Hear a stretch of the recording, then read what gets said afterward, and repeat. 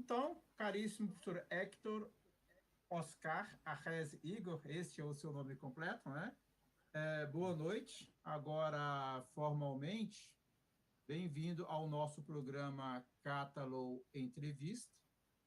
Esse programa é, na verdade, um espaço que nós abrimos aqui no Brasil, de maneira que possamos falar de filosofia da maneira séria como esse assunto merece ser tratado, entre pares, mas na internet, né? Acredito que não haja hoje ainda um programa como esse. No nosso caso, é um programa experimental. Ele funcionou desde 2017 no YouTube. E agora você é o nosso, digamos, abridor de portas aqui, né? Porque é o primeiro programa nessa plataforma, que é o GoBrush, né? Então, já é um programa experimental e agora também é mais experimental, em função dessa novidade. E também, para que o Joey, a Andrea, os demais convidados possam ter conhecimento, é também a primeira vez que nós estamos tendo um participante permanente internacional nos nossos seminários Cata. Tá? Então, por tudo isso, muito bem-vindo. É um prazer tê-lo conosco aqui. Muchas gracias, buenas noches. Muchas gracias por la invitación. También me parece muy interesante este espacio de debate filosófico y de discusión y de intercambio de lo que estamos haciendo, porque en Latinoamérica las distancias son muy largas, Uhum.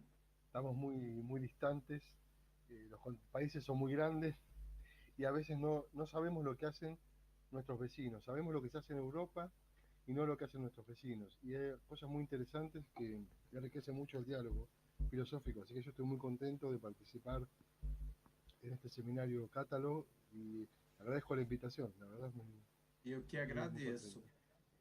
Um informe para os nossos espectadores, né, como já foi falado anteriormente, mas não custa repetir. A ideia é que, em algum momento da nossa entrevista, eles, se quiserem, também podem fazer as suas questões. Eu só pediria, um, que primeiro se inscrevesse anotando no item de inscrição.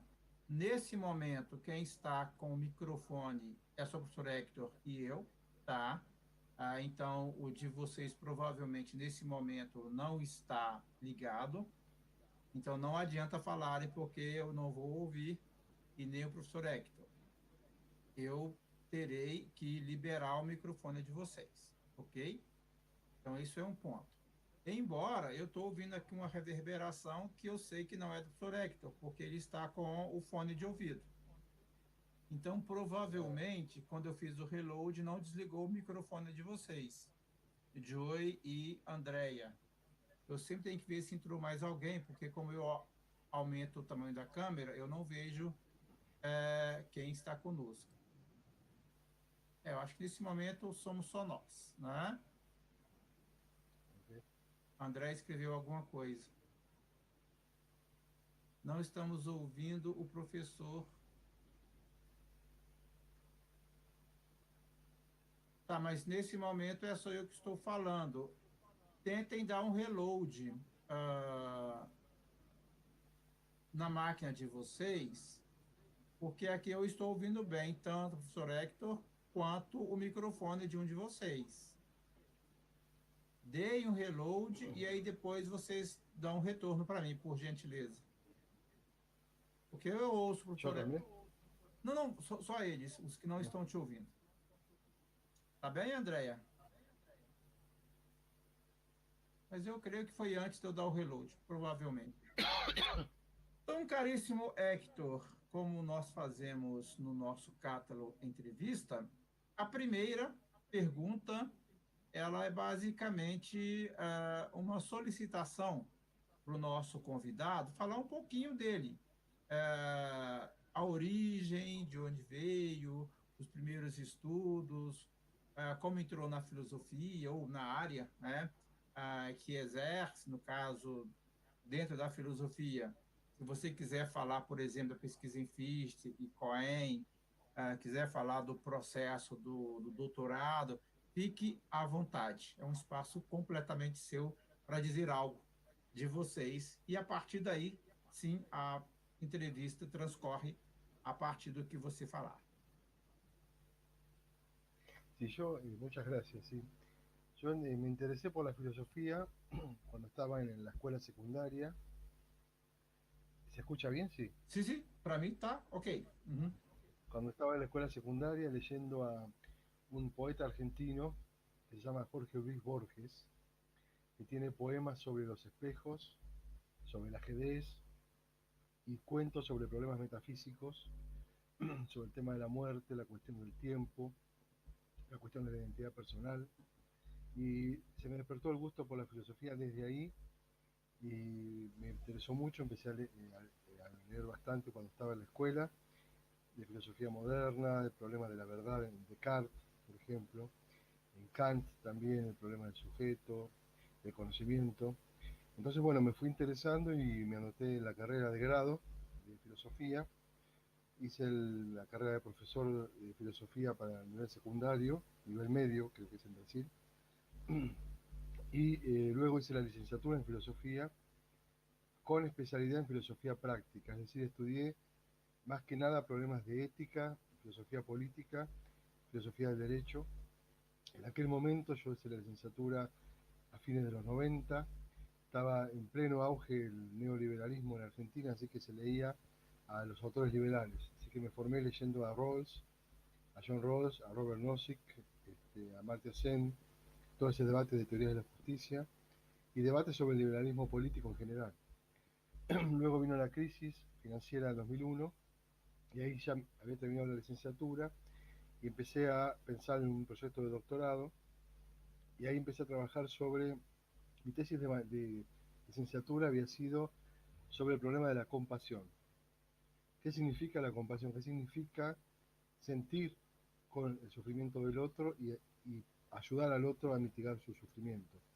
Sobre todo a partir de la obra de Manuel Levinas, Franz Rosenzweig, el pensamiento judío en general, y ahí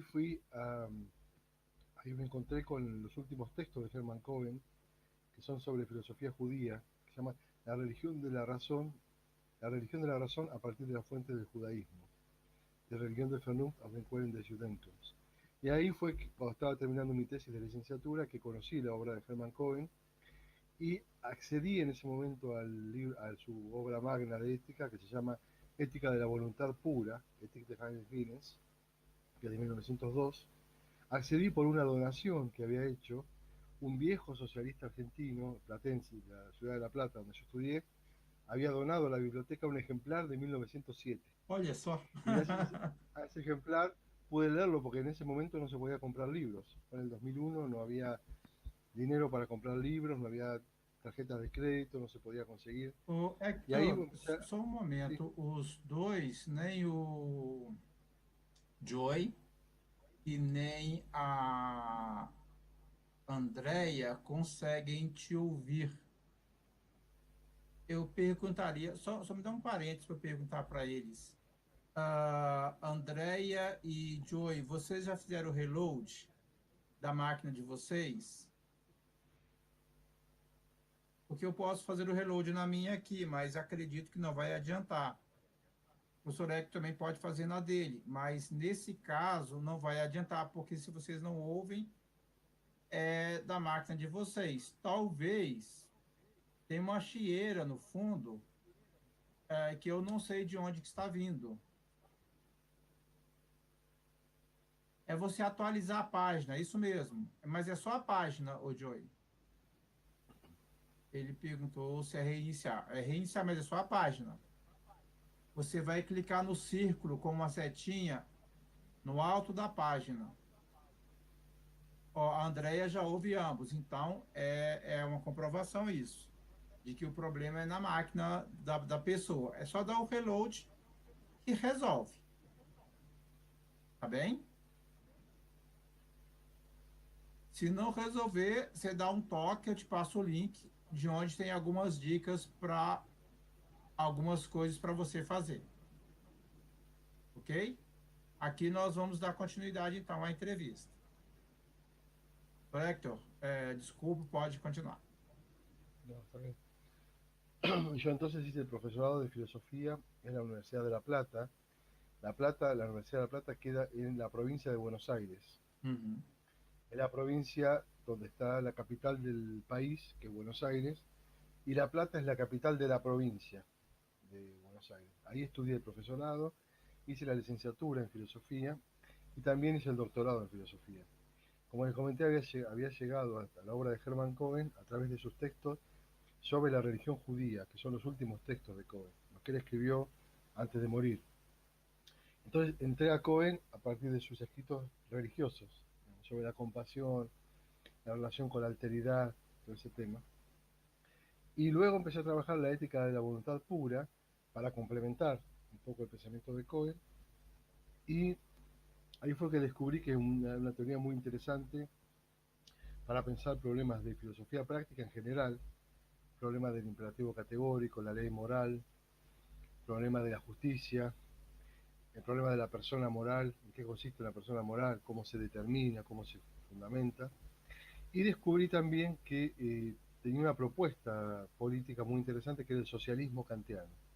Un socialismo que tuvo su auge en Alemania a fines del siglo XIX y que trabajaba cuestiones tales como las limitaciones que tiene la empresa privada del mercado, la necesidad de establecer un sistema de cooperativas para que los trabajadores pudieran controlar el proceso de producción y pudieran distribuir los productos, digamos, entre ellos, y mitigar las externalidades del mercado, digamos. En ese momento, 2001, plena crisis financiera en Argentina, a mí eso me pareció muy interesante para pensar como problema, digamos. Entonces, bueno, comencé a trabajar bastante sobre la ética, la traduje para mí al castellano, traduje 2/3 del libro, unas 385 páginas, sobre 600, y empecé a pensar en un proyecto de doctorado y busqué en Alemania, me interesaba trabajar con una beca DAD en Alemania, sobre todo porque no había libros, había muy poquitos libros en ese momento en Argentina y no se podían comprar. No había crédito, no había tarjeta de crédito ni siquiera, Uhum. y bibliotecas sobre Cohen había muy poco. Entonces, bueno, me presenté una beca DAD con el profesor Stolzenberg, Jürgen Stolzenberg, de la Universidad de Halle, que era uno de los pocos especialistas en Hermann Cohen de Alemania. En Alemania tampoco es un autor muy trabajado. Yo, bueno, gané la beca DAD y fui a la Universidad de Halle, y ahí pude trabajar con una biblioteca muy completa sobre diferentes aspectos de la obra de Cohen, digamos. Lo que más me intrigó en un primer momento y más tiempo me llevó fueron los capítulos 4 y 7 de la ética de Cohen. El capítulo 4 es sobre la autoconciencia de la voluntad pura, y el capítulo 7 sobre la autonomía de la voluntad pura.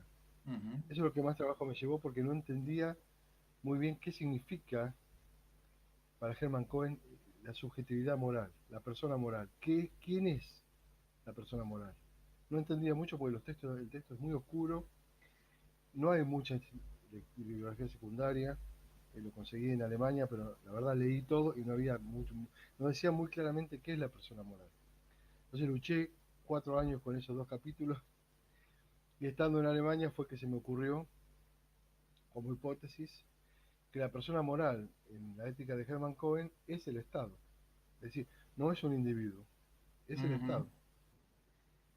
Es muy difícil porque yo tenía una formación kantiana y para Kant la persona moral es el sujeto, el individuo no empírico, pero es el sujeto, digamos. ¿Cómo pensar una ética kantiana desde el Estado como persona moral? Y ahí tuve que meterme en el concepto de persona jurídica. Es decir, ¿qué es porque el Estado para Hermann Cohen es una persona jurídica. Y como jurídica es una persona moral. Entonces ahí empecé a luchar con el concepto de persona jurídica y persona moral, que son dos cosas distintas. Es Uhum. decir, una persona jurídica es un sujeto un sujeto abstracto, ficticio, que puede comprar cosas, que puede contraer obligaciones, etcétera. Y una persona moral se autodetermina por respeto a la ley moral. ¿Sí? eran dos cosas muy distintas y la bibliografía secundaria no me ayudó mucho a ver de qué se trataba, entonces luché mucho con eso. Y mi tesis, la primera parte de mi tesis se centró en mostrar eso, que la persona jurídica en la obra de Cohen es el Estado, pero no el Estado existente, sino el Estado como idea moral. Entonces ahí pude destrabar este problema de interpretación. Es decir, el Estado es un ideal moral, es algo a lo que nunca llegamos del todo. Siempre estamos aspirando hacia lograr llegar al Estado, pero nunca lo logramos. Es un ideal regulativo. Entonces, con esas hipótesis empecé a trabajar con el texto y pude desarrollar una interpretación propia sobre la ética de Cohen, creo que es original y que es propia, y ahí pude ya destrabar la primera parte de la tesis. Una segunda parte de la tesis es la filosofía de Fichte. ¿Y cómo llegué hasta Fichte? Llegué por varias razones. Primero, estando en Argentina en el 2001, mi director de tesis, mi codirector, me acercó un ejemplar de El Estado Comercial Cerrado, de Fichte, de 1800, que es una propuesta protosocialista de Estado justo, y a mí me interesó mucho, porque en ese momento en Argentina el Estado estaba quebrado, no había vida económica, estaba todo detenido, entonces me interesó mucho como ensoñación, como utopía, el ensayo de Fichte. Después me olvidé, cuando me dediqué a Cohen, ya me olvidé de Fichte. Cuando fui a Alemania, mi profesor de alemán, Stolzenberg, trabajaba sobre Fichte. Entonces me dijo que él creía que había una relación entre la filosofía de Cohen y la de Fichte y que me convenía meterme también con Fichte. Entonces, bueno, ahí empecé a leer a Fichte con pocas ganas, porque tenía poco tiempo para hacer mucho. Tenía 2 años de beca para trabajar solo sobre Cohen. Meter a otro autor era mucho sacrificio extra, digamos. Bueno, comencé a leer el Fundamento del Derecho Natural de Fichte de 1796 y 1797 y me interesó muchísimo porque ahí trabaja una cuestión, digamos, un Estado que protege la propiedad de los sujetos, que protege la vida de los ciudadanos, que eso me interesó mucho por estos problemas que había en Argentina en ese momento, pero un Estado que a su vez surge como a partir de una relación que se establece entre los sujetos, que es una relación de reconocimiento mutuo. Y a mí el problema de reconocimiento me venía preocupando desde hacía muchos años, como problema, que en Hermann Cohen no es tan importante, y en Kant tampoco. Entonces siempre lo tuve como un problema que trabajé bastante la obra de Axel Honneth, Kampf und Anerkennung, la lucha por el reconocimiento, pero quedó ahí. Siempre me interesó, pero nunca había tenido oportunidad de retomarlo. Cuando leí El Derecho Natural de Fichte, ahí me encontré de vuelta con el reconocimiento del otro y me quise meter con ese tema, que es otro problema muy distinto, ¿no? Tiene que ver con cómo los sujetos nos afectamos mutuamente y cómo afectamos el modo en que nos ven, el modo en que vemos al otro y cómo eso afecta a la subjetividad, cómo eso afecta a las relaciones humanas. Y eso me interesó mucho porque en ese momento en Argentina se empezó a instalar en la agenda política el problema de la violencia de género, es decir, la violencia doméstica. Y siempre me interesó a mí mucho la violencia psicológica, es decir, cómo es posible que yo lastime a alguien con mis palabras y no pegándole una trompada o haciéndole un daño físico. Eso era un misterio para mí. ¿Cómo puede? Y a mí me pasó, que a mí me lastimaban con personas con las palabras y me interesaba cómo era posible eso. Es decir, la filosofía empieza siempre con un misterio, ¿no? Y para mí era un misterio, es decir, cómo alguien, porque la verdad, la palabra es algo inmaterial, ¿cómo puede lastimar a alguien la palabra? Entonces, bueno, me metí con ese tema en Fichte, ya me enganché con Fichte mucho, y ahí tenía dos autores, el doble É de um belo bibliografía, tema. ¿sí? El doble de bibliografía y 2 años para hacer todo eso. Así que bueno, terminó la beca, por supuesto no terminé la tesis. Cuando volví a Argentina, estuve 2 años más escribiendo la tesis. Yo llegué a Argentina en el 2006 y estuve escribiendo la tesis hasta el 2008, que ahí fue que la defendí la tesis. Y fue muy difícil porque volví a un país que no tenía sistema de becas, entonces tuve que dar clases para poder financiarme la tesis en el secundario, en la escuela secundaria, también en profesorados terciarios y también en la universidad. Se trabajaba todo el día y escribía a la noche. Fue muy duro. Pero me interesaba mucho la temática. El día que terminé la tesis, que terminé el manuscrito de la tesis, fue el 9 de julio del 2007. Fue el día que nevó en la ciudad de La Plata. La ciudad de La Plata es una ciudad que no nieva, no hay nieve porque no hace tanto frío en invierno. Y nevó ese día. Así que terminé la tesis y A fui a ver la nieve con la celebração da gente. tese. Fui a celebrar con la gente, me saqué fotos con la nieve. Como que me quedó ese recuerdo, digamos, bastante claro de ese día.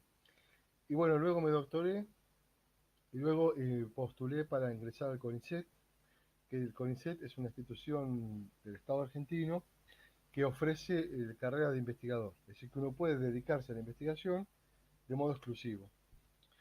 El problema es que tuve 5 años para poder entrar, tuve que postularme 4 veces, muy difícil, porque además yo Uhum. ya era grande de edad, estaba pasado de la edad de 35 años, yo me doctoré a los 37. Así que tuve que trabajar mucho para presentarme al CONICET también, y luego entré al CONICET como investigador pleno en el 2013. Y desde ahí estoy trabajando como investigador full time y también como profesor en la Universidad de La Plata en una materia que se llama Filosofía Social, donde trabajo teoría de la justicia, el reconocimiento del otro, y trabajé esos temas también para esta cátedra. Y estoy en la Universidad Pedagógica Nacional, que es una universidad que forma docentes, profesores de escuela, y más que nada a nivel de posgrado. Y ahí di muchos seminarios sobre temas de formación general, temas de filosofía, di seminarios sobre el liberalismo de John Stuart Mill, y otros seminarios sobre Natán el Sabio de Lessing, otro sobre el ensayo sobre la risa de Henri Bergson, sobre el Quijote de la Mancha, sobre Alicia tras el espejo de Lewis Carroll, textos de literatura y filosofía. Es como más amplio el otro trabajo. Así que bueno, me desempeño más o menos en esas dos áreas.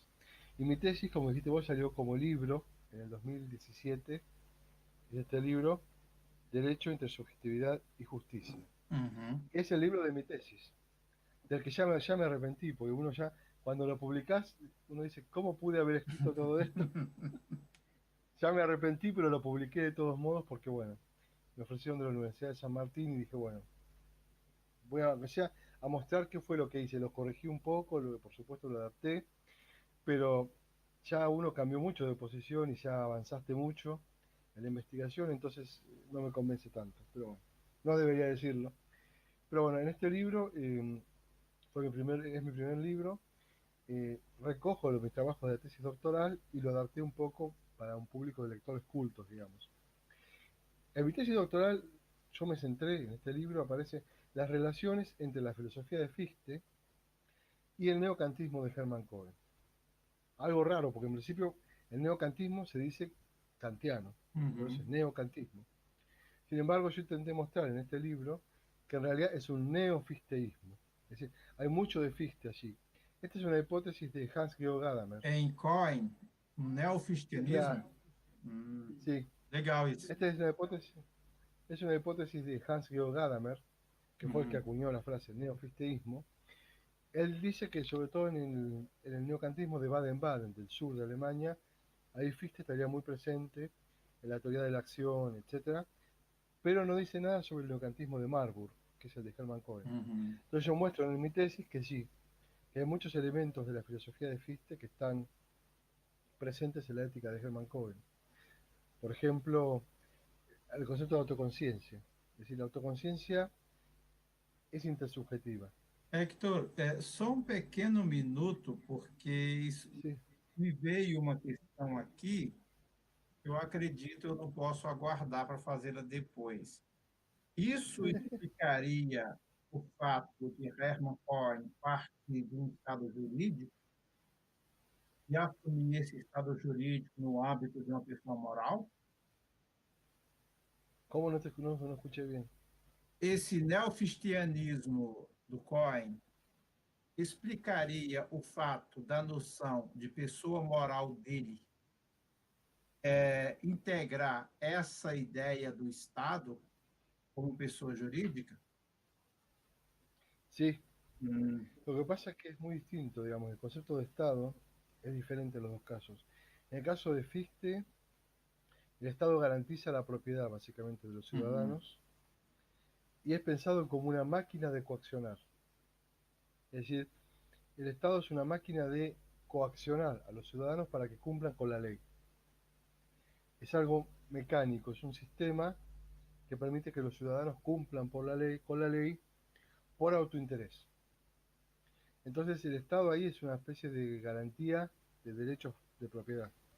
En el caso de Hermann Cohen, no, el Estado es una persona moral. Es decir, que el Estado es un ideal moral, algo a lo cual debemos tender. Una comunidad que debería incluir a todos los ciudadanos, pero que nunca logramos del todo. Es decir, en Fichte hay una separación tajante entre derecho y moral, entre el Estado y la comunidad moral. En Hermann Cohen es lo mismo, en los dos casos. Ahora, en Fichte el Estado es una persona jurídica en un punto, digamos, porque es una construcción ficticia que tiene una voluntad propia y que justamente actúa en base a reglas que están en la Constitución. En este sentido, tienen en común eso. Pero es muy diferente la relación que establecen entre ética y derecho en los dos casos. Digamos. Eso fue uno de los capítulos del libro, mostrar que es muy distinta la concepción del Estado. En Hermann Cohen el Estado es un ideal, porque el concepto de ley unifica la ley jurídica y la ley moral en Cohen. Ese concepto judeo y judaico de ley, donde la ley estructura la vida de la comunidad. Y es una ley jurídica y también moral en Cohen. Y Cohen interpreta a Kant desde ahí. Yo traduje al español un escrito judío de Cohen. Cohen publicó varios escritos que se publicaron como escritos judíos, Jüdische Schriften. Y yo traduje uno de los escritos que se llama Germanidad y Judaísmo, Deutschtum und Judentum. Y allí Fichte que Cohen retrotrae a Kant, esta idea de Hector, una ley. um minuto. Sí, O professor Evandro Brito está nos sí, assistindo e dá saludos para ti. sí, te saludo de mi parte, un amigo. Evandro, se estiver me ouvindo, boa noite para você. Eu vou liberar, depois de algum tempo, microfones. Aí, se quiser fazer alguma pergunta para o professor Hector, fique à vontade. Mas eu tenho que liberar os microfones antes, ok? Bem-vindo. Hector, pode continuar. É bom saudar quem está entrando, né? Porque... Muy amigo, sí, muy. Hace mucho que no lo veo. El tema acá es ese, digamos, que en Hermann Cohen eso es lo difícil. El Estado es una idea moral, o sea, es muy difícil, porque el Estado es una construcción jurídica. Y él lee la ética kantiana como una ética del derecho. Es lo que dice el factum de la ley moral en Kant, no debe leerse como el factum de la ley moral en la conciencia moral. Porque esto significaría para Hermann Cohen una forma de psicologismo. Debe leerse como el factum de la ley moral en el Estado. Es decir, que el Estado sería intrínsecamente una persona moral y por lo tanto es muy difícil pensar cómo se construye un Estado así. Porque depende entonces de la acción de los sujetos. Por eso Hermann Cohen desarrolla una teoría de la virtud bastante amplia en los últimos 5 capítulos de la tesis de la ética de la voluntad pura. Desarrolla una teoría de las virtudes que deben tener los ciudadanos de un Estado socialista. Es decir, tienen que tener fidelidad al ideal moral, valentía para llevarlo a cabo, humildad para saber que es un ideal que nunca logramos del todo. Deben tener veracidad. La veracidad, la Wahrhaftigkeit, permite conocer cómo debe funcionar el Estado.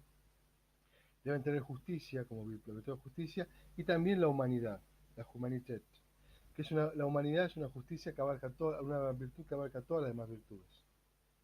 Entonces, en Hermann Cohen, el Estado es un ideal que se construye por medio de la formación en las virtudes ciudadanas.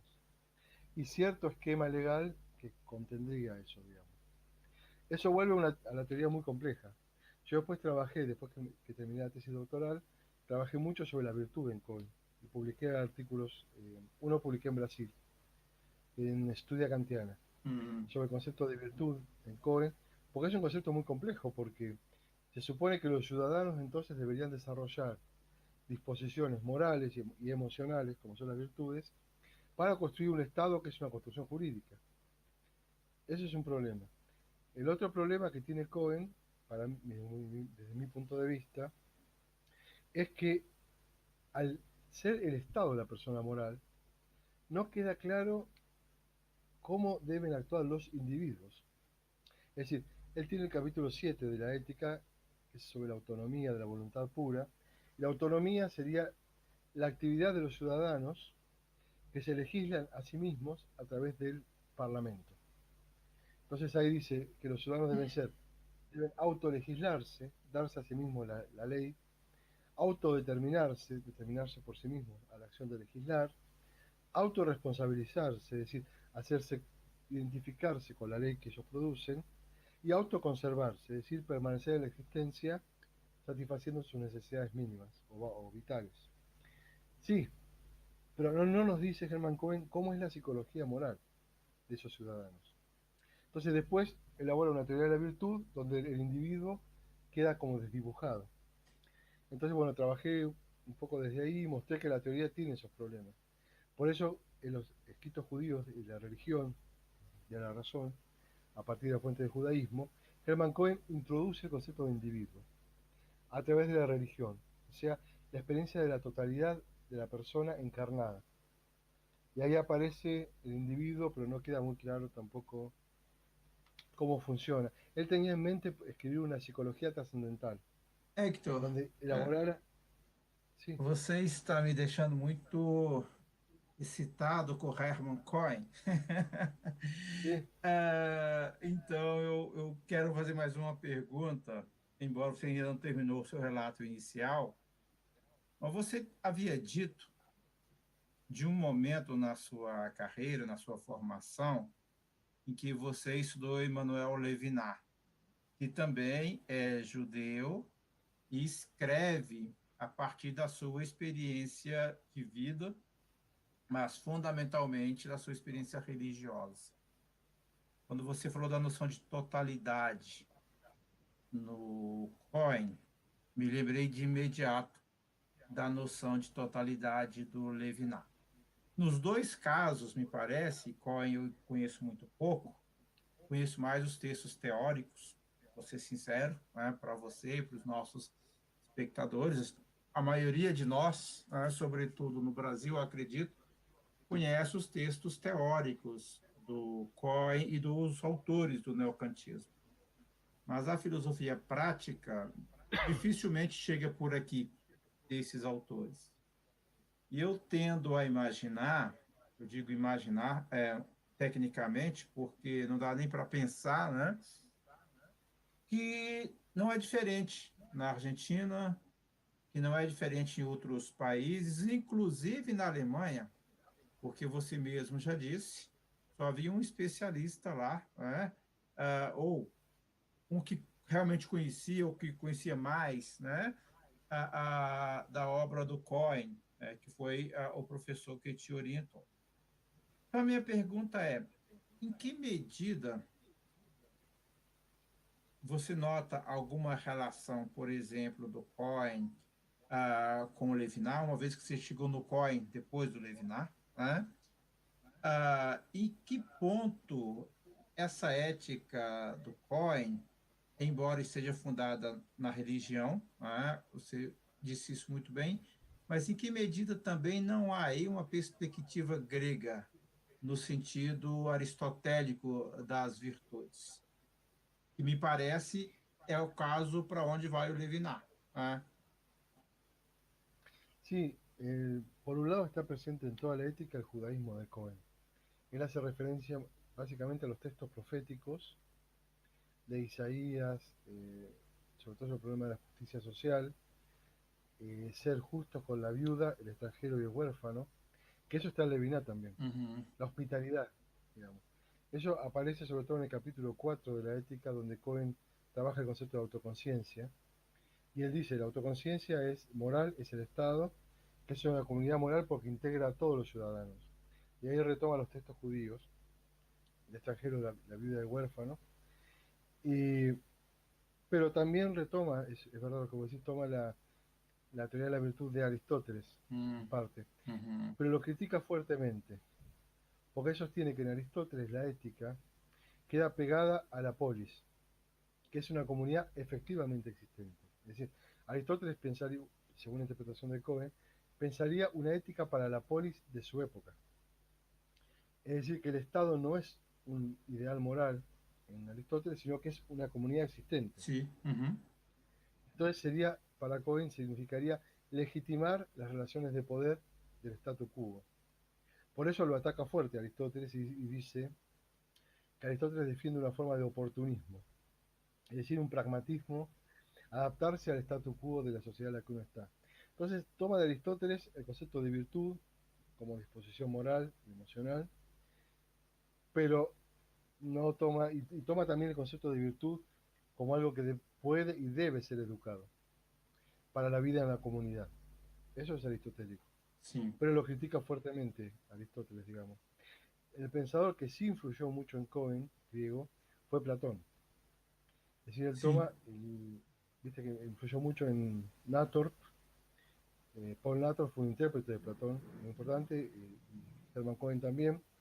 Hay un libro de Karl Heinz Lembeck, que es un profesor de Würzburg, que se llama Platón en Marburg, donde él analiza cómo influyó Platón ahí en Marburgo, y está los escritos de José Ortega y Gasset, un filósofo español que se formó en Marburg, y tiene en su autobiografía tiene un párrafo muy conocido donde dice: Nator lo había encerrado a Platón en un cuarto y no lo dejaba salir de ahí. Porque la interpretación de Platón que hace Nator, y Cohen también, es muy matematicista. Es decir, Uhum. Platón sería un filósofo de las matemáticas, digamos. Pero, como para Hermann Cohen, la matemática tiene su correlato, es la ciencia del derecho. La matemática es, la ciencia matemático-natural es la ciencia que que fundamenta la filosofía teórica. La filosofía práctica está fundamentada en la ciencia del derecho, que es una forma de matemática en un punto también, para Hermann Cohen. Es decir, son unidades discretas que se relacionan entre sí en base a reglas universales y que integran a los miembros en la ley del Estado de un modo progresivo. Entonces ahí entra Platón. Y la idea platónica de la idea como hipótesis, es decir, la idea como un producto del pensamiento científico y sin ninguna instancia externa al pensamiento científico. Es decir, ellos lo leen a Platón como un filósofo de la hipótesis, la idea como una hipótesis puramente científica. Eso influyó mucho en el concepto de Cohen del Estado como una construcción, una persona jurídica. Porque al ser una persona jurídica, el Estado es una producción jurídica, una producción de la ciencia jurídico-legal. Y no puede ser fundamentado en el pueblo, que era lo que hacían los conservadores prusianos y después el nazismo. Fundamentar el Estado en el pueblo, digamos. Entonces, Platón le sirve a Cohen para esa estrategia de fundamentación, me parece. Y después con Levinas, yo creo que el último Cohen sí influyó en Levinas. El Cohen judío sí, porque aparece la idea de la sociedad como una totalidad cerrada y el pobre que emerge y con su sufrimiento interpela al sujeto.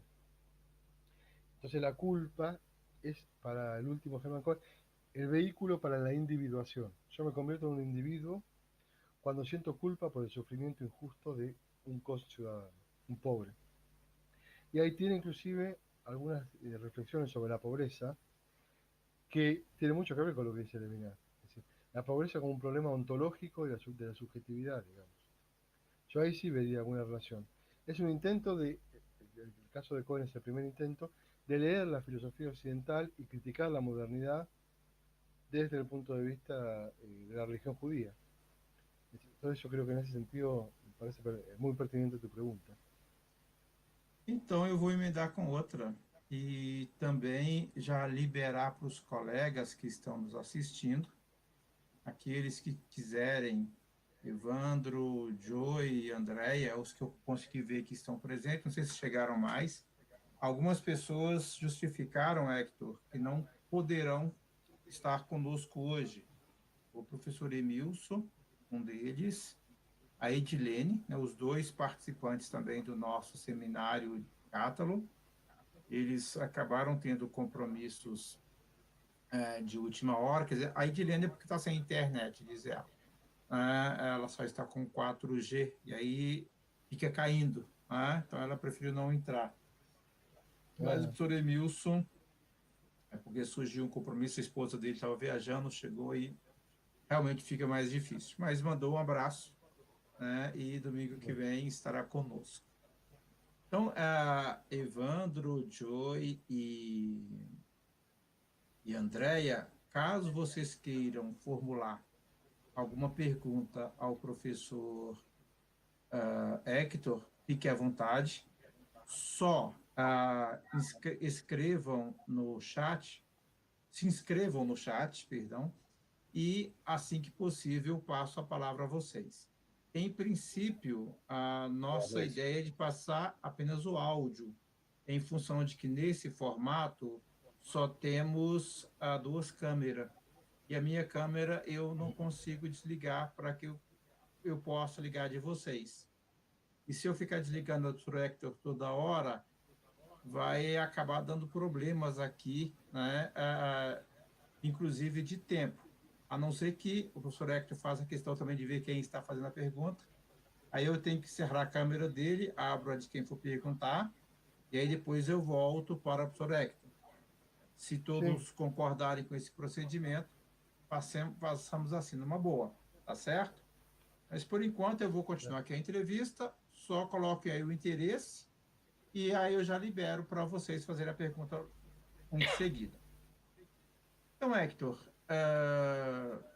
a entrevista ela segue esse surf, né? De acordo com o que vai falando, as questões vão brotando. Você disse da pobreza, dessa situação do Estado social fechado, e também, né, começa com FIST, mas uma questão que me tocou agora, e a Andréia é uma pessoa interessada nisso, então, quando você falou da pobreza, quando falou da questão da interpelação e da psicologia social, eu pensei nas questões que a Andréia, que está nos assistindo, trabalha.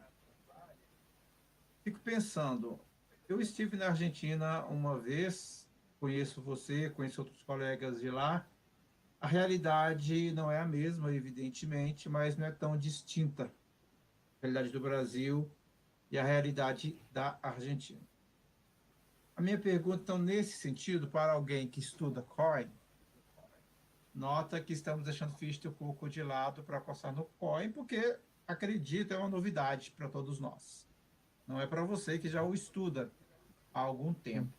Mas para nós aqui no Brasil é uma tremenda novidade, porque só se estuda COI na relação com Kant ou com Fichte na história da filosofia, não COI por si mesmo. Mas nós vivemos no terceiro mundo. Ou, se formos trabalhar com as novas nomenclaturas, talvez quarto mundo. E o problema da pobreza graça nos nossos países. Quer dizer, a pobreza está aí em evidência. No Brasil, depois do novo governo, a coisa, como é que posso falar, retornou de maneira retumbante. Na Argentina, desde 2001, desde 2000, na verdade, um pouco antes, né, que vive também esse problema e deu uma equilibrada com a Cristina, né?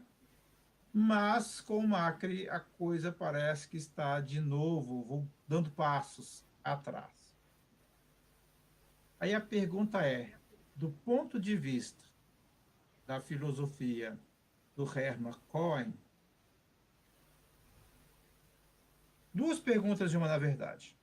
Qual é a responsabilidade do filósofo que estuda alguém como Cohen no sentido de responder por esse tipo de questão, por exemplo, a da pobreza, em países como o nosso, como a Argentina e como o Brasil? Quer dizer, a pobreza é um tema filosófico, como para Cohen, ela é.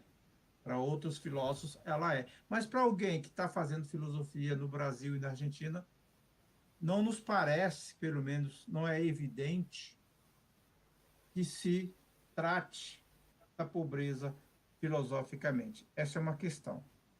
Uma segunda questão que surge daí, na perspectiva do estado moral do Cohen, o que você pensa, por exemplo, das políticas públicas, tal como elas são desenvolvidas hoje, em grande parte sem nenhum parâmetro, pelo menos no Brasil, tá?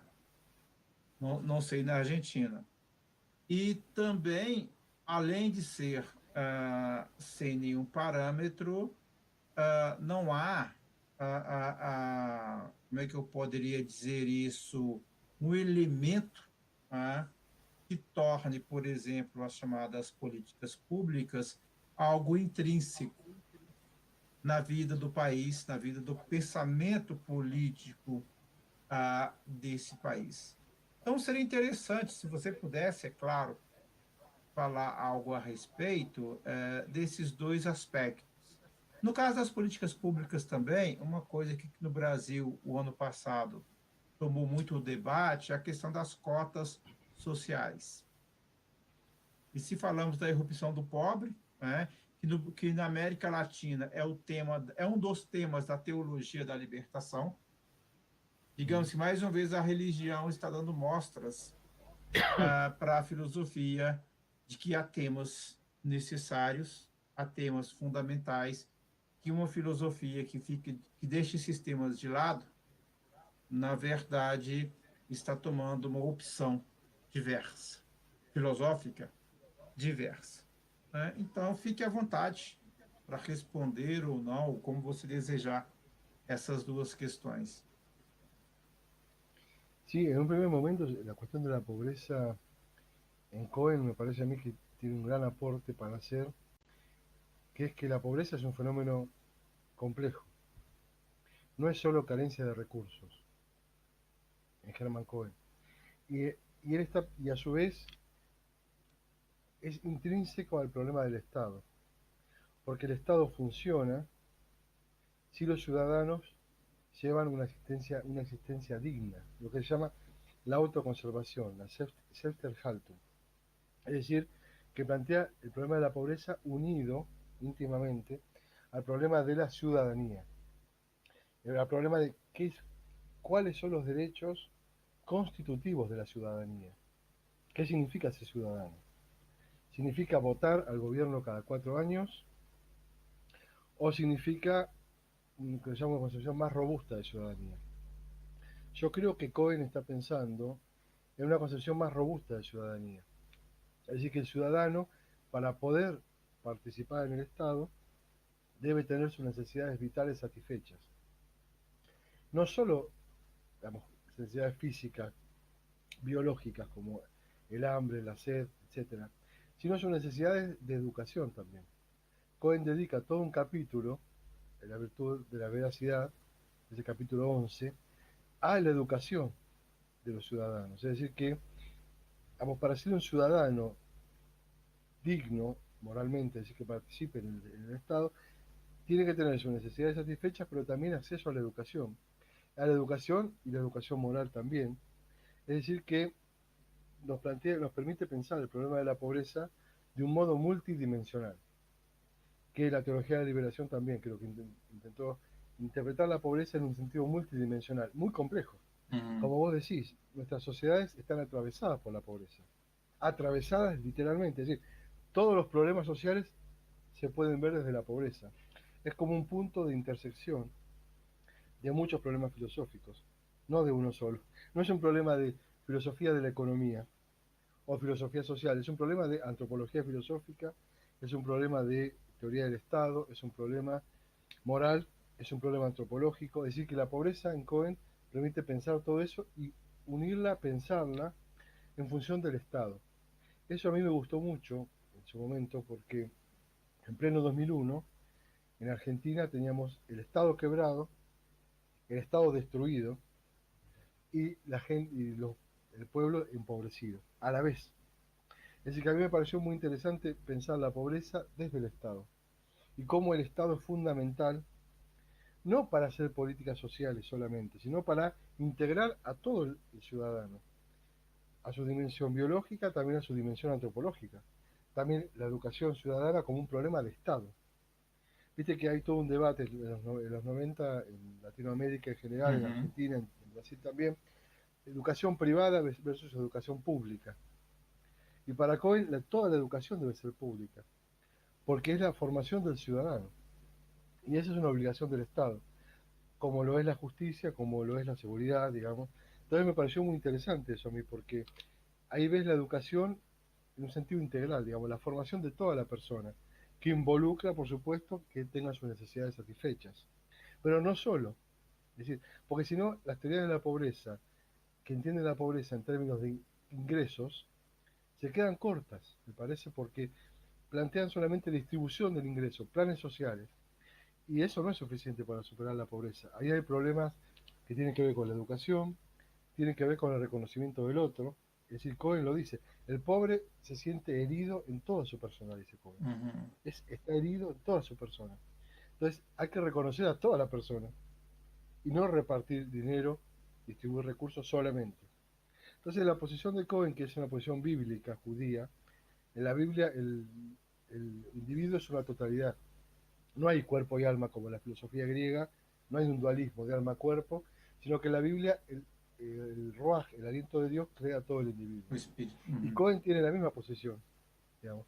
Entonces él cree que la pobreza es un problema integral. Y eso me parece muy interesante para pensarlo desde Latinoamérica, digamos. eh, el modelo de Cohen es muy interesante para ver esta relación entre la pobreza y el Estado legítimo. Es decir, un Estado con ciudadanos pobres no es un Estado legítimo para Cohen. Por más que votes cada 4 años al presidente, no. Uhum. Por É, más que cumpla con las leyes, no. ou Es seja, una cuestión muy grande del Estado moderno. a questão aí é o, eu tenho que lembrar de Hegel, né? A questão não é uma constituição formal do Estado, mas real, né? Exactamente. Lo que se llama la libertad real Justo. o la democracia real. Héctor, Y yo trabajé bastante. ah, sim. Sí, Não, pode no, concluir. trabajé trabajé en la obra de Philippe Van Parijs, que es un pensador belga que tiene un libro y varios trabajos, se llama Real Freedom for All, Hum. Libertad Real para Todos. Y ahí trabajé bastante sobre la libertad real y me parece que tiene mucho que ver con lo que dice Cohen. Uhum. É, o professor Evandro, ele está interessado em te fazer uma pergunta. Ele escreveu que pode ser apenas por microfone, só tem que ver se ele está aqui, porque às vezes as pessoas caem, né, como é uma Ah, plataforma nova. Onde que está o... Ah, está aqui o Evandro, eu acho que está aqui. Está aí, né, Evandro? Eu não consigo ver Estou todo aqui, boa mundo. noite. Boa noite, fique à vontade para fazer a pergunta. buenas noches. Buenas noches, mi amigo profesor Héctor Egan, ¿cómo estás? Hola Evandro, buenas noches. Primeramente, é um prazer estar aqui com vosotros para aprender um pouquinho mais sobre Hermann Cohen y los demás. Sí, yo gustaría hacer no es una cuestión, pero un pedido de una explanación un poquito más sobre las características del pensamiento práctico de Cohen y lo punto es que me gustaría oír sobre lo concepto que es propiamente aristotélico y no platónico, creo, pero es un concepto aristotélico que orienta la concepción de justicia social, lo concepto de equidad. Eh, Mi pregunta es, o mi pedido de esclarecimiento es sobre cómo Cohen piensa la realización equitativa propia de la política de Estado, si hay esta posibilidad de se pensar la política de Estado en su perspectiva equitativa para realización de la justicia social, o si no se trata de equidad, qué estrategia, qué posibilidad de realización de la justicia social se puede ser que es posible encontrar en el pensamiento de Cohen. Gracias. O Ivandro, só um minutinho, porque a gente fez uma acordo aqui antes, em função que o Cobruch, a estrutura do Cobruch, né, a gente está fazendo em português e o professor Hector ouve em português e está respondendo em espanhol mais devagar. Passa um resuminho da sua questão para os colegas que estão ouvindo, se possível. E aí o resuminho em português, por gentileza. Sim, perfeitamente. A minha questão não é propriamente uma questão, é um pedido de esclarecimentos sobre as, o modo como a filosofia prática de Hermann Cohen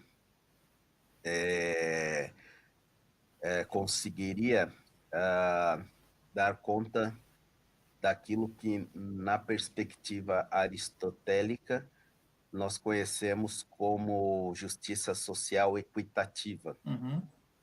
Então, se de algum modo Cohen pensaria a, a equidade como um norte da própria atividade do Estado, mesmo enquanto um Estado ideal, ou se haveria um outro conceito que orientaria essa possibilidade de justiça social que não fosse a equidade. Obviamente, eu pergunto sobre o conceito de equidade porque foi apresentado pelo professor Uhum. Hector Igor que o Cohen tem uma influência platônica e não aristotélica. E, ao mesmo tempo, a nossa discussão foi sobre as estratégias para promoção da igualdade social. Obrigado. Bueno, muchas gracias por la Belíssima pregunta. pergunta. Es muy buena pregunta porque en realidad, sí, Hermann Cohen toma la idea aristotélica de la equidad. Es compleja la equidad porque la idea de justicia distributiva es compleja porque Cohen contrapone la justicia, la Gerechtigkeit, como una virtud aritmética, es decir, repartir por igual a todos, y la Humanität, la humanidad, como la virtud que permite aplicar esa justicia abstracta a los casos puntuales, que sería la equidad, la justicia distributiva, en casos ya concretos, ¿no? No queda del todo claro cuál es la posición de Cohen frente a esto. Mi impresión, mi hipótesis, intenté mostrar en varios trabajos, es que Cohen está pensando en varios niveles de la justicia social. Por un lado, él sostiene que, como dije hoy, para que un Estado sea legítimo, los ciudadanos deben poder satisfacer sus necesidades biológicas, vitales y su acceso a la educación y a la salud. Es decir, que esto el Estado debe garantizarlo. Esto es el punto de partida, porque si no lo garantiza, no es un Estado, no es un Estado realmente democrático, porque los ciudadanos no se autogobernarían a través del Estado, sino que sería el gobierno de los ricos para los ricos, es decir, el gobierno de las clases más poderosas para su propio beneficio. Y para Cohen el Estado es el autogobierno de todos los ciudadanos. Entonces la justicia social es indispensable para darle legitimidad al Estado. Y en este sentido, como bien decís, es aristotélico. Esto por un lado. Por otro lado, es interesante y poco claro, no es del todo claro, cómo piensa Cohen a la economía. Mi hipótesis, lo que yo estuve viendo en varios textos de Cohen y en varios intérpretes de Cohen, es que Cohen está pensando en un cooperativismo, es decir, que el Estado promueva la formación de cooperativas de producción y de consumo. Es decir, cooperativas en las cuales los obreros son socios y dirigen el proceso de producción y cooperativas en las cuales también cooperan o colaboran para poder comprar bienes a precios accesibles, etcétera. Entonces, el Estado, Cohen está pensando en un Estado que interviene en el mercado, a través de la promoción de cooperativas que compitan con las grandes empresas. Porque en Cohen me da la impresión, hay un trabajo de Harry van der Linden que se llama Kantian Ethics and Socialism, donde él intenta mostrar que Cohen está hablando de una democracia económica. Es decir, que hay una crítica fuerte a la empresa privada capitalista. Eso es un tópico muy común del socialismo de esa época, ver a la empresa privada capitalista como una construcción militar y feudal, donde están los CEOs, los jefes, y el obrero obedece, y al que no obedece lo despiden. Digamos. Entonces, para Cohen habría que reformar el modo mismo como se producen y se consumen las mercancías, por medio de un sistema de cooperativas, lo que llama van der Linden la democracia económica. Entonces yo creo que Cohen está pensando en estos términos la justicia social. Pero hay un debate a su vez dentro de la socialdemocracia con el ala marxista, de Karl Kautsky, por ejemplo, porque para Cohen el Estado tiene que tener un eje en el poder legislativo, en el Senado, y no, digamos, hacer una revolución, una dictadura del proletariado, sino un Estado democrático de derecho, parlamentarista, así con su sede en el Parlamento. Por eso él dice que la justicia social permite establecer las condiciones bajo las cuales los ciudadanos pueden autogobernarse. Yo creo que está pensándolo en esos términos. Y después a mí me sirvió mucho una interpretación del socialismo alemán que realiza Anthony Domenech en un libro que se llama Y Fraternidad. Es una que dice libertad, igualdad y fraternidad, diciendo qué quedó de la fraternidad. Y ahí Domenech analiza la socialdemocracia alemana de la época de Cohen, como el socialismo democrático, como dice, la teoría de los dos mundos. Es decir, está el mundo del mercado y el mundo de los obreros. En el mercado hay bibliotecas, los obreros tienen las bibliotecas obreras, populares. En el mercado hay supermercados, los obreros tienen cooperativas de consumo. En el mercado hay empresas privadas, los obreros tienen cooperativas de producción. En el mercado habría escuelas o formas de educación privada, los obreros tienen las escuelas públicas. Es decir que en Cohen habría como un mundo de los obreros que construiría con el apoyo del Estado. Yo creo que está pensando en esos términos, me parece. Querido No Hector, sé si respondí. aí é com o Evandro. Quer fazer mais uma questão, Evandro? Fique à vontade. Não, muito obrigado pela explicação. Fica aberta ainda para quem quiser. Eu sei que tem mais pessoas, eu vi a Alice Rocha também.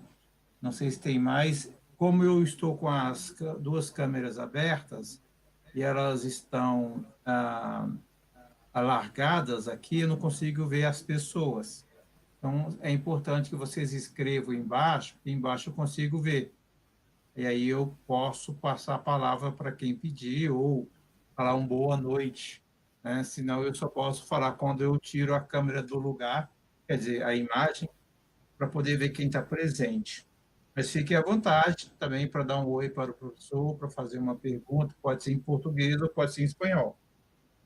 Eu só pediria, se alguém for fazer em espanhol, que ou faça mais devagar, para aí o professor Hector entende bem, e quem está ouvindo que não fala espanhol também pode entender, ou então, depois, fazer como o professor Evandro fez, fazer um breve resumo em português, ok?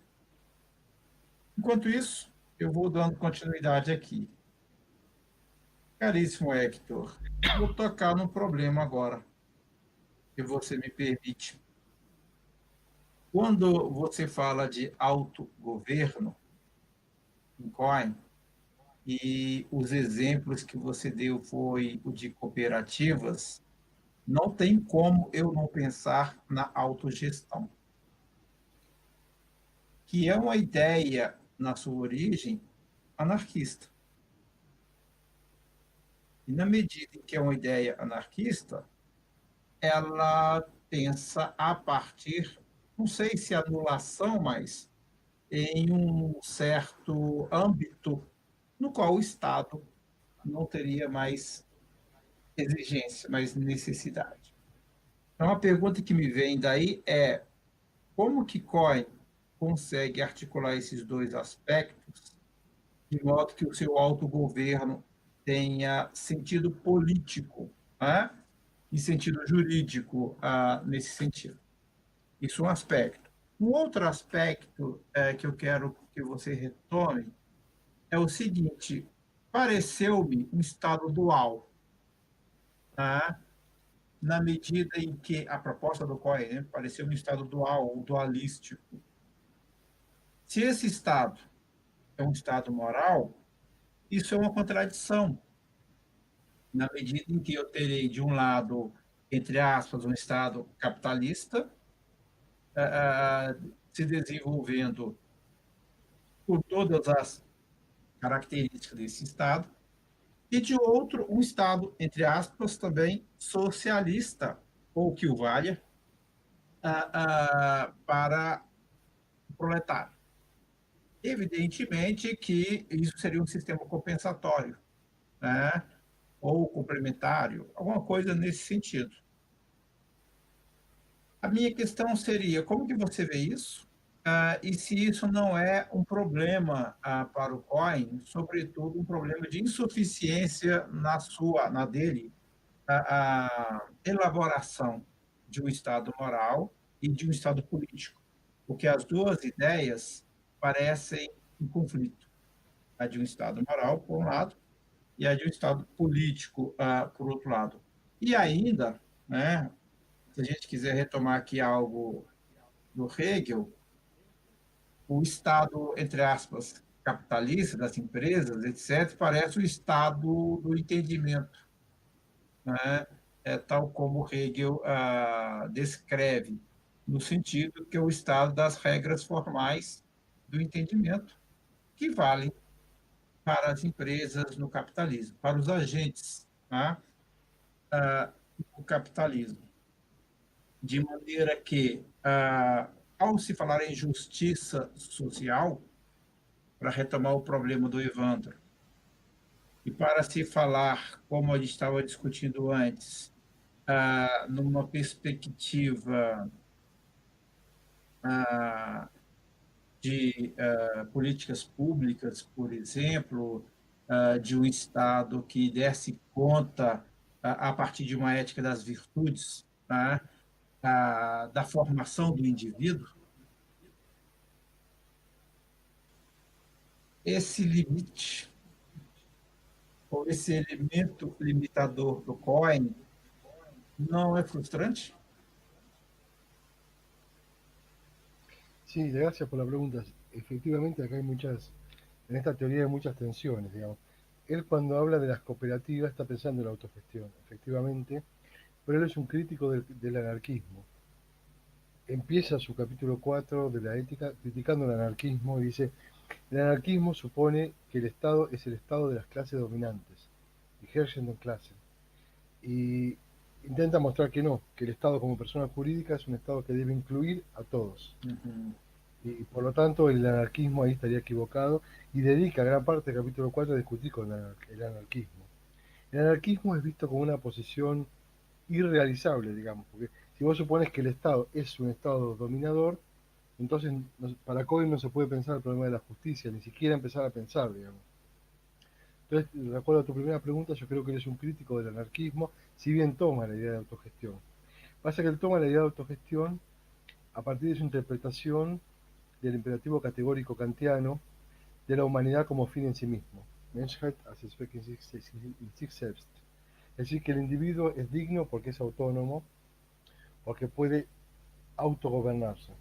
Entonces, en el plano económico del mercado, esto significa que el obrero pueda gobernar su propia producción, autogestionar su producción, frente a la empresa capitalista que es militar, en el cual el CEO obliga a los de abajo y los que no obedecen son despedidos, digamos. Entonces yo creo que hay un doble juego. Hay un rescate del valor del individuo, que es del anarquismo, y de la descentralización, que es el anarquismo, la autogestión, y por otro lado hay un juego argumentativo contra el anarquismo, sosteniendo que solamente el Estado puede garantizar esa autogestión de las cooperativas. Para Cohen solamente el Estado, porque el Estado tiene que intervenir en el Estado, en el mercado. ¿Sí? Entonces yo la primera pregunta la respondería así, si te parece. Y la segunda pregunta también es muy interesante porque ese es un problema. Digamos. El concepto de Estado socialista, que es un Estado que no se impone de modo revolucionario, entonces tiene que convivir con el capitalismo. Entonces, la posición de Cohen, eso lo discutió muy bien el ala marxista de la socialdemocracia, es una posición reformista. Es decir, reformamos el mercado de a poquito, pero mientras tanto conviven los capitalistas y los obreros, los dos mundos enfrentados, porque el capitalista explota al obrero. Conviven en ese estado que no sé cómo pueden, es contradictorio, sí. Es contradictorio porque el socialismo supone que para que funcione el Estado todos deben ser socialistas. Y entonces que hay que derrumbar el capitalismo en un solo golpe, revolucionario. Y Cohen dice que no, que eso hay que hacerlo de modo progresivo. El reformismo, el gradualismo de la socialdemocracia que suscitó tantas críticas de parte del marxismo. No lo querían a Cohen, y Cohen tampoco lo quería el marxismo, lo discute mucho con Marx. Porque le parece que una posición revolucionaria implicaría destruir la legalidad misma, digamos. Sería como cortar y de cero no puedes empezar un Estado. Tenés que empezar con lo que ya hay, el Estado que tenemos, digamos. Lo cual es muy difícil, porque lo que vos señalás, si yo entendí bien tu pregunta, es cierto, digamos. La idea de Estado socialista es una idea muy exigente de Estado. Y si no es revolucionario, ¿cómo hacemos? Una reforma gradual es muy difícil de pensar, porque ahí conviven efectivamente los capitalistas y los obreros que tienen relaciones conflictivas, relaciones de explotación. Quizás algunos autores, Thomas Willy en un libro que se llama Back to Kant, Retorno a Kant, sostiene que el socialismo de Cohen es un socialismo, digamos, que idealiza mucho al Estado, confía mucho en la racionalidad que tiene el Estado. Entonces Cohen cree que si el Estado actúa de modo transparente, racional, integra a los ciudadanos a la deliberación, etcétera, se va produciendo una sociedad cada vez más justa que es un Estado socialista. Pero es una confianza excesiva en la racionalidad de la ley, de la legalidad estatal, digamos.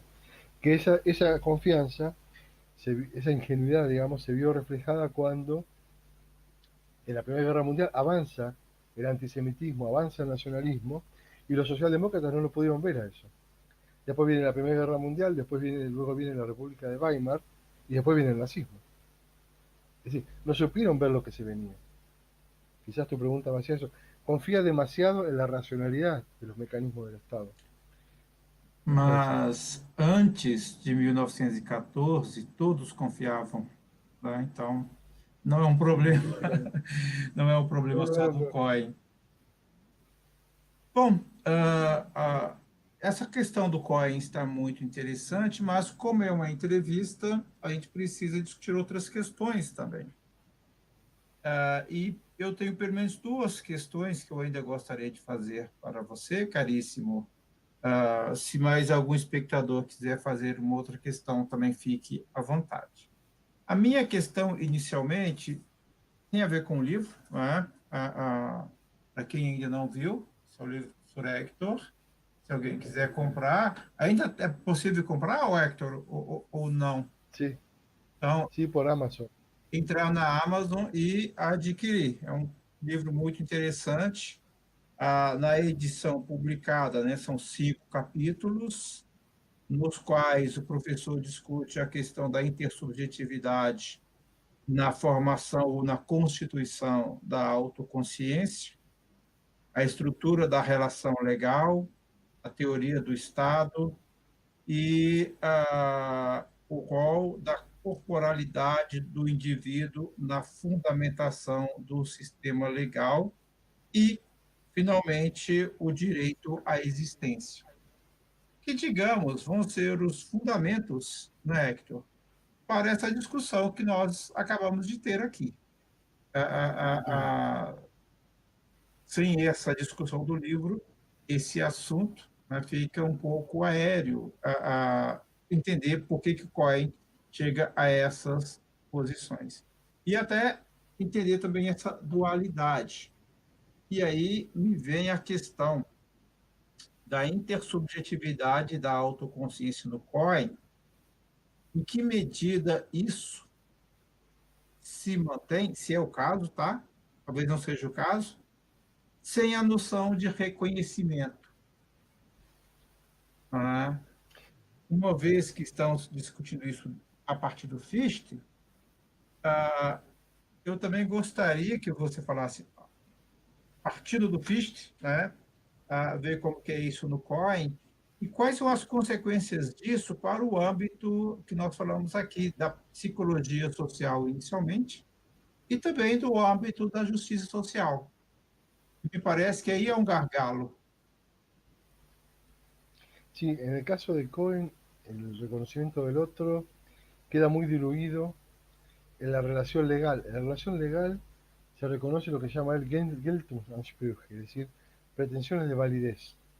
Reconozco al otro como integrante de una relación legal, no mucho más que eso. Desde el punto de vista psicosocial, no mucho más que eso. Porque el individuo en Cohen queda como un poco diluido. Fichte es al revés. En Fichte con parte del individuo empírico y el reconocimiento del otro en Fichte es la base del Estado. Es decir, el reconocimiento del otro es la condición para la autoconciencia, para que el sujeto sea consciente de sí mismo y a su vez esa es la base de toda relación intersubjetiva. Es una relación de reconocimiento o de menosprecio, pero básicamente para que el derecho sea vigente es una relación de reconocimiento, es una relación en la cual yo dejo abierto al otro una esfera de acción, el otro puede elegir cursos de acción alternativos y al reconocer al otro como un sujeto libre en el acto de dejar abiertas esferas de acción, reconozco que yo también soy libre, es decir, que el reconocimiento debe ser mutuo en Fichte y debe ser reconocimiento de los sujetos encarnados en cuerpo, es decir, sujetos corporalizados, digamos, sujetos en un cuerpo, porque el cuerpo es la esfera de acción para Fichte. A eso yo trabajé sobre eso en el coloquio que organizaste vos en Guarapuava en el 2015. Leí una conferencia, ¿te acordás?, sobre ese tema en Fichte. Es decir, el cuerpo es la base de la libertad de acción y entonces yo cuando reconozco al otro, reconozco al cuerpo del otro. Reconozco el derecho que tiene el otro de mover su cuerpo y de mantener su cuerpo vivo, el derecho a la existencia. Es decir, por eso para Fichte, digamos, para Cohen, el Estado tiene que promover un sistema de cooperativas, hay un dualismo, hay un mercado socialista, un mercado capitalista. Para Fichte no, el mercado debe planificar, el Estado debe planificar todo el mercado. ¿Por qué? Porque el Estado tiene que garantizar la existencia de los cuerpos. Entonces, para lograr esto tiene que garantizar que los ciudadanos puedan alimentarse, puedan hidratarse, puedan vivir en una casa, tener abrigo. Entonces, para Fichte, digamos, el reconocimiento del otro es la base de la justicia social. Sin justicia social, sin políticas públicas, no hay reconocimiento del otro. Porque el reconocimiento del otro es el reconocimiento de un cuerpo, de un sujeto en un cuerpo, de un sujeto que es su cuerpo, para Fichte, porque el cuerpo es la capacidad de acción. Y el derecho protege capacidades de acción y reconoce capacidades de acción. Es decir, yo lo respondería de esa manera, digamos. Não. Y en Fichte es muy interesante porque en Fichte la antropología filosófica es política. Y la política es antropología filosófica para el ámbito de lo público, digamos. Y desde el punto de vista psicosocial también es muy interesante porque hay muchas discusiones. ¿Qué significa el reconocimiento del otro en Fichte? Digamos, yo puedo reconocer al otro parcialmente o no. Puedo menospreciar al otro en parte y en parte no. Yo creo que Fichte está diciendo eso, es decir, Fichte está diciendo que como niveles de reconocimiento. Y el otro yo lo reconozco cuanto más abierto dejo sus esferas de acción, digamos. Cuanto más espacio de acción le dejo. Y desde el punto de vista psicosocial, esta sería la base de la autoestima. Es decir, Fichte lo dice, el sujeto sabe que tiene capacidad de actuar cuando el otro lo reconoce. Es decir, que el reconocimiento del otro y el derecho es el espejo en el cual el sujeto se refleja para verse a sí mismo. Es la frase de Hegel, Widerspiegel, digamos. Sim. Se refleja frente al cuerpo del otro cuando el otro lo reconoce. Es decir, que los sujetos se ven a sí mismos a través de los demás gracias al Estado y al derecho. Yo lo respondería de esa manera. Me parece muy interesante esa unión que hace. Porque vos tenés en Rawls, John Rawls, por ejemplo, y en muchos teóricos de la justicia, la idea de una justicia política no metafísica. Es decir, una teoría de justicia que no esté pegada a ninguna concepción de la naturaleza humana. En cambio, Fichte no, Fichte elabora una concepción de la naturaleza humana y una concepción de la justicia que está íntimamente ligada. Así que yo lo vería en esos términos. Muito bem. Caríssimo, são 9h30. Passamos já 20 minutos de 1 hora, né? Então temos aí no nosso cômputo mais uns 10 ou 15 minutos para a nossa entrevista. Eu relembro para os nossos espectadores que eles podem ainda fazer alguma questão para você. De qualquer modo, aqueles que não fizerem, vai encerrar agora com essa minha última pergunta. Então, quem quiser fazer, coloque o nome aí no bate-papo para eu poder liberar logo depois. Nesse momento, eu faço a minha última pergunta ao professor Hector, que tem a ver, Hector, com o seu início. Você disse que começou com leituras do Jorge Luis Borges. E parece que é de novo agora, né? Parece que você voltou à relação de literatura e filosofia. Fala um pouco disso para a gente. A mí me interesa mucho el ensayo filosófico. Por eso me gusta mucho la obra de Borges. Él tiene mucho ensayo filosófico, ensayo explícitamente, por ejemplo, Nueva refutación del tiempo, Historia de la eternidad. Son ensayos metafísicos, literarios. Y redescubrí, gracias a Borges, a Lewis Carroll, el autor de Alicia en el País de las Maravillas, y Tras el espejo. Trabajé mucho tras el espejo, porque tras el espejo permite pensar muchos problemas metafísicos. Por ejemplo, ¿qué es la verdad? ¿Qué es lo verdadero? ¿Lo que yo veo o lo que aparece en el espejo? ¿Qué significa que el espejo refleja un mundo invertido al mundo actual? Hay personas que viven adentro del espejo, que es el libro de Lewis Carroll, Through the Looking Glass, tras el espejo. Hay personas que viven en el espejo, no vive nadie. ¿Qué hay? Más allá de lo que no puedo ver en el espejo. Veo, por ejemplo, tu habitación, ¿no? Ahí veo una puerta. No sé qué hay detrás de esa puerta. ¿Hay algo o es un reflejo nomás? Todo lo que es el empirismo de Berkeley, por ejemplo, de George Berkeley. Me parece muy interesante eso, la verdad. Y después trabajé bastante, me gustó mucho Natán el Sabio, Natán del Weisse de Lessing, porque ahí aparece muy bien el problema del reconocimiento del otro. Como Natán, que era un judío en Alemania, en el Berlín de fines del siglo XVIII, se siente despreciado. No transcurre en Alemania, transcurre en el Extremo Oriente, en la época de las Cruzadas. Pero ahí uno puede ver cómo era visto el judío con menosprecio. Y ahí este tema de reconocimiento del otro me pareció que aparece muy bien. Y finalmente estuve trabajando bastante sobre Paradise Lost, El paraíso perdido de John Milton. Extraordinario poema épico sobre la caída del pecado original de Adán y Eva. Un libro de 1670 y pico. Gran texto donde aparece toda una concepción de la libertad, la responsabilidad humana. Esto es una gran tragedia en la caída del hombre para Milton. Pero es una tragedia que, por suerte, pudo hacer posible la responsabilidad moral. Porque el pecado original fue posible gracias a que el ser humano es responsable. Entonces, cuando uno es responsable, uno puede actuar bien o puede actuar mal. Esa es la tragedia y esa es la virtud humana, digamos. Él juega mucho con esos claroscuros a lo largo de todo el poema. Y yo me metí bastante en el poema y publiqué un trabajo a fines del año pasado sobre el concepto de autonomía y de juicio moral en Milton y en el joven Fichte, en el Fichte de los escritos revolucionarios. Creo que aparece la misma dinámica, el mismo problema. Es decir, que la literatura nos ayuda mucho a ver problemas desde otra perspectiva, ¿no? Y me gustó mucho también el Quijote de la Mancha de Miguel de Cervantes Saavedra, el ingenioso hidalgo Don Quijote de la Mancha, porque ahí aparece de vuelta el problema de la realidad y la ficción, otra vez. ¿Qué es lo real? ¿El mundo en que vive Don Quijote o el mundo que ven los demás personajes? ¿Está tan loco Don Quijote? Don Quijote aparece en la novela como un loco, pero es un tipo, una persona con ideales morales muy elevados. El ideal moral de ayudar al prójimo, ayudar al pobre, al desvalido, a las damas en peligro, y por eso es un loco también, digamos, en una España marcada por la decadencia moral y el consumo, Don Quijote aparece como un personaje interesante, me pareció muy interesante. Sobre todo la segunda parte de Don Quijote, ahí aparece mucho la dialéctica entre ficción y realidad. Porque la segunda parte de Don Quijote, la novela ya fue publicada, la primera parte. Entonces los personajes de la novela hablan de la novela adentro de la novela.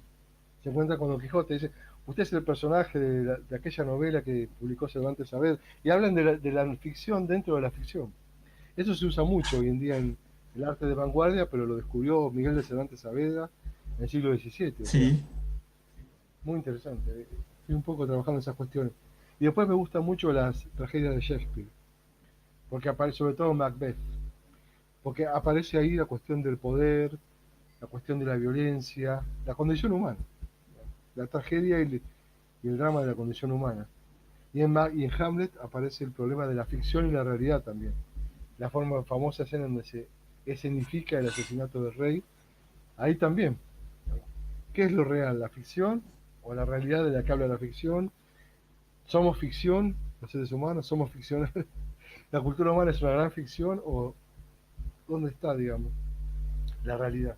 Así que me interesan esas cuestiones. Creo que conservé un poco eso. Y me gusta mucho el relato fantástico. Está una escritora argentina, Silvina Ocampo, que tiene unos cuentos extraordinarios, donde juega mucho con el tiempo, el problema del tiempo. Es decir, ¿qué significa el tiempo? ¿Es unidireccional el tiempo o el futuro puede acarrear cuestiones en el presente? Eh, es una gran cuentista, me gusta mucho, la leo bastante. Eh, Después leo mucho a Dickens, Charles Dickens, Oliver Twist, Hard Times, David Copperfield, Great Expectations. Son novelas donde muestran el problema de la revolución social, la revolución industrial en Inglaterra y el problema de la pobreza, que me sirve mucho para entender a Cohen, para entender a Fichte. Yo creo que la literatura nos permite darle un sentido a los problemas filosóficos. Ver que la filosofía habla de cosas reales, digamos, de problemas reales que pueden pasar a personas reales. Então, caríssimo, a minha pergunta tem a ver com isso, com o real, com a realidade e com a ficção. Os modernos, e Fichte ainda é um deles, Cohen, eu tenho dúvidas, embora com Fichte nós já nos abrimos a um outro momento que não é mais moderno, e com Hegel também me parece.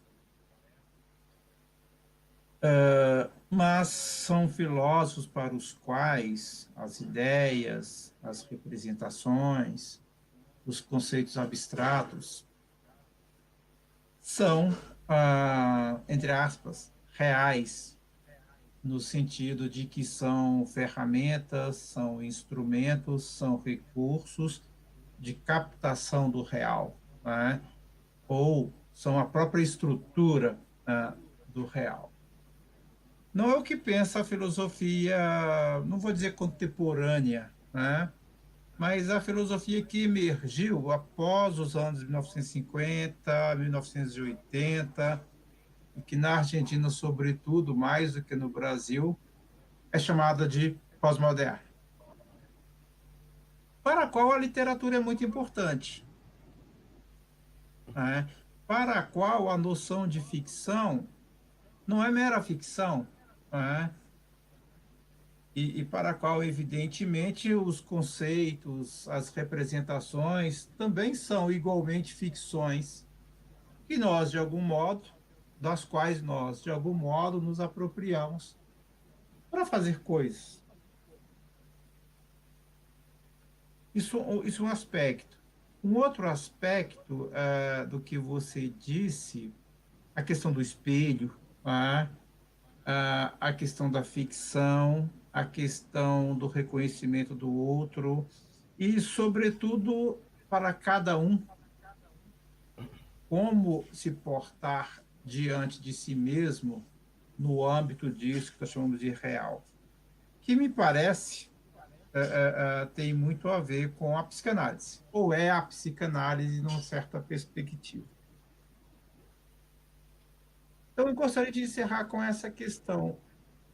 para você hoje, nós já estamos necessariamente no outro âmbito, numa outra época e num outro tipo de filosofia que as modernas, ou ainda há algum lugar constituinte da filosofia e do pensamento moderno nisso que nós fazemos hoje? E independente da resposta, qual que é o lugar aí da ficção, dos conceitos y la psicanálisis? A ver, no sé.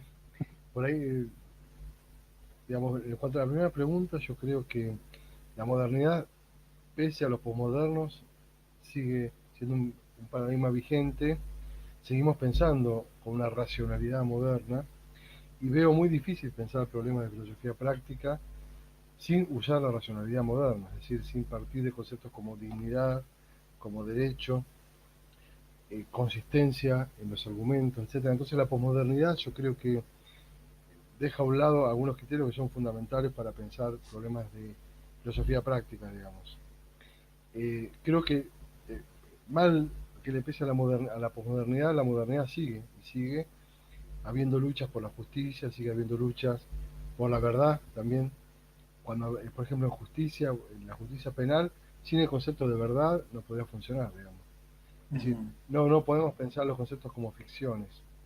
Me interesa como experiencia estética la ficción, pero es muy peligroso pensar los conceptos legales como ficciones, por ejemplo, o los conceptos políticos como ficciones, porque si hacemos eso, caemos después en muchos problemas para fundamentar muchas posiciones. Porque si todo vale, nada vale.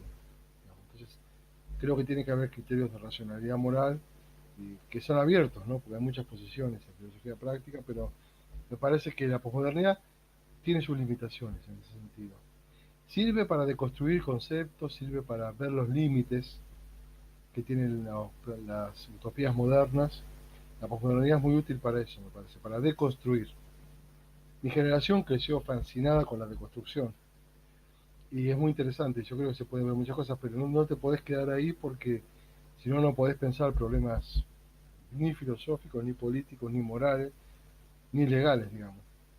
Y en cuanto al psicoanálisis, es complicado, ¿no? Porque el psicoanálisis es una ciencia, creo yo, y si haces un enfoque muy posmoderno, acá en Argentina está muy de moda el psicoanálisis lacaniano.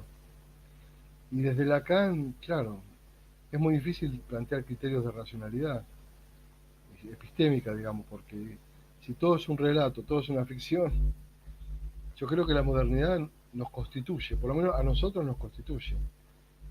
No sé a futuro, pero creo que la posmodernidad es más una expresión de deseos, de superar a la modernidad, que una superación de la modernidad. Esa es mi impresión. De hecho, uno puede tomar muchos textos de autores posmodernos y lo puede traducir a un lenguaje moderno. Por ejemplo, cuando Foucault habla de contra la dominación, el disciplinamiento, eso se puede traducir al lenguaje moderno, me parece, ¿no? Cuando hablamos de libertad, hablamos de subjetividad, se puede...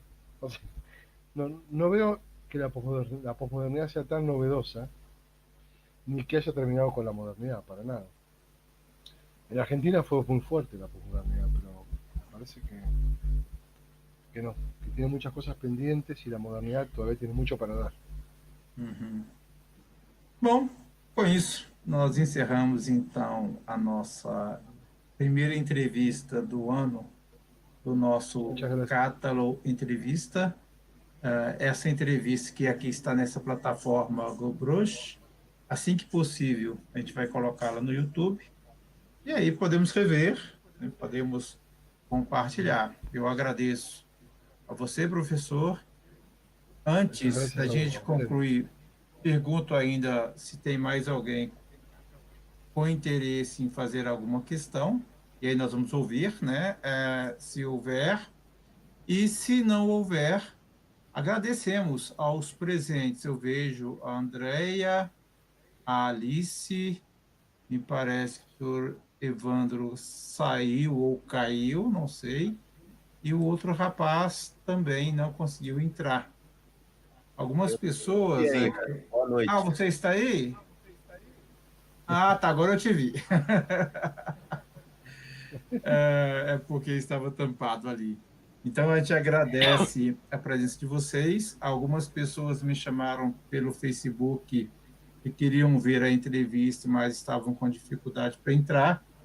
Mas, como eu estou aqui, eu não posso estar lá, né? Então, depois eu vejo o que acontecia com essas pessoas. Em outros casos, espero não poder ver depois. E os que estão aqui conosco, nós já convidamos o professor Hector. No domingo que vem, o professor Hector também vai fazer a abertura dos seminários Catalog 2019. O seminário Catalog hoje é um programa, vamos dizer assim, um evento que é parte do grupo de pesquisa CAFIPSE, que é um grupo de pesquisa da Unicentro, minha universidade, a Universidade do Professor Evandro, e agora o professor Hector também está participando desse grupo de pesquisa conosco e desse seminário, né, que chamamos de Seminários Catalog. E aí, Hector, uma perspectiva pós-moderna, porque a ideia é que Catalog aí não seja o universal abstrato da tradição, mas que seja algo próximo de um universal concreto, mas não o do Claro. Hegel, que é o da subjetividade apenas, mas aquilo que, retomando Aristóteles, a gente está traduzindo por abrangente, né, que é uma universalidade envolvente, digamos assim. Eu não sei se eu poderia comparar com a totalidade no âmbito do pensamento judeu, eu não sei se é a mesma coisa, mas é uma tradução possível também, né? Então, os seminários Cátalog hoje fazem parte desse nosso trabalho e de uma rede que estamos formando e convidamos pessoas para participar, que é a rede Cátalog. É uma rede que reúne investigadores, pesquisadores interessados. O ano passado, um colega da Itália iria fazer parte conosco, só que os horários eram muito complicados, então ele acabou não participando em função disso. Então, Hector, você mesmo faça o convite para semana que vem, né? Fale um pouquinho do que você vai apresentar para a gente semana que vem, e a partir daí também já pode dar o seu boa noite e a sua palavra final. Bueno, muchas gracias por la invitación a formar parte del proyecto, muchas gracias por esta entrevista que me pareció muy estimulante para pensar, seguir pensando en mis problemas filosóficos. El 31 de marzo, ¿no? Esa es Isso. la conferencia. É verdade, não é no próximo, é na outra. Verdade, eu acabei errando aqui. 31 de marzo a las 20 horas voy a hablar sobre el problema de la humanidad, el concepto de humanidad en la ética de Hermann Cohen. Ese es el que yo les mandé, ¿no? Sí. ¿Cuál es el que le mandé ese, no? Sim, sim. É esse. Sobre el concepto de humanidad. La humanidad como valor moral. Porque en las lecturas de Hermann Cohen esto no aparece en general. Y claro, porque la humanidad es un valor. Y Hermann Cohen tiene una ética procedimental. Yo hoy voy a intentar mostrar que en el procedimiento está ese valor implícito. Y cómo juega con el concepto de autonomía moral y con el concepto de autoconciencia moral. Así que bueno, los espero para seguir discutiendo y debatiendo. Muchas gracias por todo. Nós que agradecemos. Tem aqui o boa noite do professor Evandro. A Andréia também agradece pela entrevista. Obrigado, Andréia. Boa noite, professor Evandro. Boa noite, Andréia. E vamos ficando por aqui também. Um abraço, professor Hector. Muito obrigado por ter aceitado o convite da entrevista e também da participação no projeto Cátalog. E nos vemos. Só corrigindo, a minha informação inicial é dia 31 de março, como o professor Hector corrigiu muito bem. Obrigado, professor. Dia 31 de março, às 20 horas, aqui no GoBrush, a palestra de abertura dos seminários Cátalog 2019, com a presença do professor Hector como palestrante. Obrigado, Alice. Boa noite. Até mais. Professor Hector, até mais e até a próxima para todos. Tchau, tchau. Aqui, quando eu desligo, desliga tudo. É um pouco diferente do YouTube. Então, adeus. Até mais. Até o dia 31. Tchau, tchau.